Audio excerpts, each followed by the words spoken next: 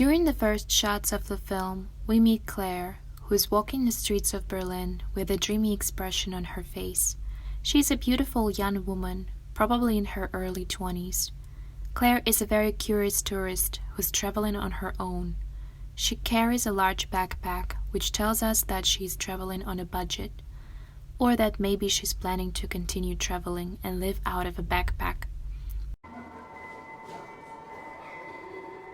She takes photos, studies everything with wide eyes, and seems to be enjoying this kind of adventure, this freedom. We also get the impression that it's her first time in a foreign country. She's staying in a hostel. Here we see that she has spotted a place from where she could take great photos. It's a block of flats, or maybe another hostel. Even though it's already quite late, she decides to go there. She gets there, and here again we can see that look on her face, a curious look. The expression on your face often speaks louder than words, and it sends certain signals to the people around you. Would you like to come over? There's a party on the terrace, and a guy from the group invites Claire to join them, and she doesn't hesitate to say yes. She's very open to meeting new people. A bit too open for someone traveling alone for the first time. She gladly takes a cup from a stranger's hand and doesn't even ask what's in the cup. She's throwing herself into everything that comes her way. She's testing the world like a child who ran away from his parents for the first time. And later in the film, we will get some hints that it's actually true. She seems to be having some kind of connection with this guy. He keeps showing interest in her, and it looks like she's enjoying his company. At one point, they are even almost touching hands, but then, all of a sudden, another girl starts pulling him towards the door. Claire didn't expect that, and felt like the two of them had a moment together. I think it's safe to assume that Claire would have gone home with him, had he been interested. Just by looking at Claire, it's obvious that she's a nice girl, a good girl, and also inexperienced. Something as crazy as a one-night stand probably never happened to her before. I assume she had boyfriends, but never something as crazy as a passionate love affair or a fling. And maybe she secretly wants to experience something like this. Perhaps the girl who pulled the guy away is his girlfriend, or she can be just a friend stopping him from getting this innocent tourist into trouble. Claire seems quite disappointed that the guy left with another girl. Maybe at this point she's thinking that she isn't really made for this adventurous life. She's sad that she's not experiencing what she hoped to experience during this trip. But then she remembers what she came here to do in the first place and starts taking photos of her favorite buildings. But only for a short while.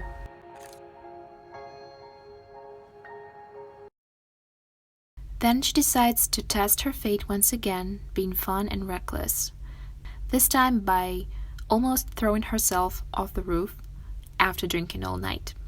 Judging from all that we've seen so far, Claire is really desperate for new experiences. She wakes up and heads to the shower room. She has to dress in front of other women, and it looks like she's a little uncomfortable.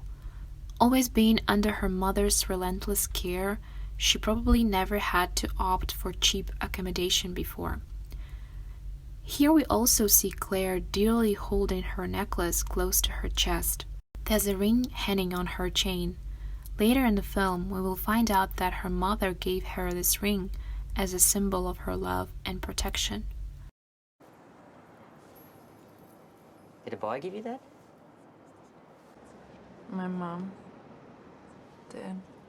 There's a look of concern on his face. Her mom, he seems to be thinking. Is she close with her? Could this be a problem? She said if I ever got into trouble, I could hock it and come home. That's unlikely, his face seems to be saying now. Here we see her shopping for experience. She wants to buy something to remind her of this trip. While this is not unusual for someone who's traveling for the first time in a new country, I think it's quite significant that she picks up the dresses that don't look that well on her. Not to mention she doesn't try them on. The colors are too bright for her complexion. Later in the film, we will see her wearing these dresses, and in my opinion, she doesn't look like herself when she's wearing them. They only accentuate how pale and unhealthy she is, considering that she's locked inside the apartment. This small detail shows that she doesn't know herself very well, that she's buying clothes for her imaginary self, for someone she hopes to become after buying these outfits.